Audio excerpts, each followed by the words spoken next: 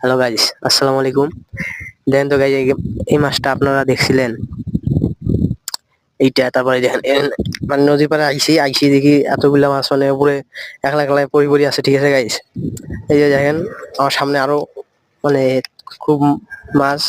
যদি কেউ খান গাইস, তাহলে আমার স্ক্রিনে দেওয়া নাম্বার একটা দেবো গাইস, ওই নাম্বারে আপনারা ফোন দিয়েন। ঠিক আছে, কাজ যদি কারো লাগে, হ্যাঁ, তাহলে আমার ওই নাম্বারে ফোন দিয়েন গাইস। এই যে দেখেন এখানে আরো, মানে এগুলো মাছ ওরা খায় না। এগুলো মাছ তুলি কাকা পিগাইল এতক্ষণ, এই যে কাকা ওইখানে আছে, জাল টানলো এতক্ষণ, তুলি পিগাইল। এগুলো কি মাছ জানি না, তো যারা জানেন, হ্যাঁ, তারা আমার কমেন্ট বক্সে আসিয়া নক দিয়েন।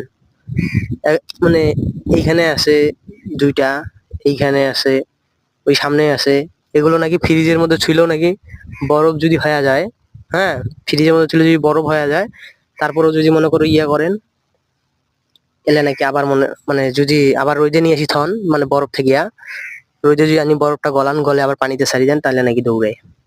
এগুলো সেই মাছ। যে কেউ খান গাইস, হ্যাঁ, তো দেখতে পারেন, একবার ট্রাই করি। আমার মানে কমেন্ট বক্সে ইয়া দেওয়া থাকবে নাম্বার, যে খাবেন সে ফোন দিয়েন, মাংনা দিয়ে আসবো গাইস। দেখেন গাইস, খালি ডেলিভারি আমার চার্জটা ভাই আপনাদের। আমারে কত বড় অপমান দেখেন, করলো।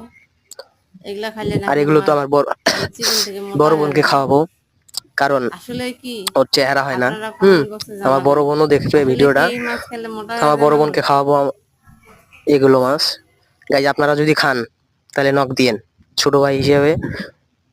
হুম, আমি দিয়ে আসবো। খালি ডেলিভারি চার্জটা আপনাদের, তা বাদে সবগুলাই আমার। ঠিক আছে।